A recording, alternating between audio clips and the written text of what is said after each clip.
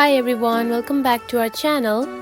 In today's video, I'm going to walk you through the steps to cancel your InShot subscription easily.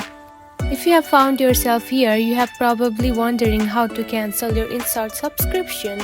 No worries, I've got you covered. So let's get started. First of all, find the InShot app on your home screen. Now open it. After you open the app, here you can find the settings option. Now tap on it. Here you can find the InShot Premium. Now tap on it. And from here you can cancel the subscription that you have subscribed.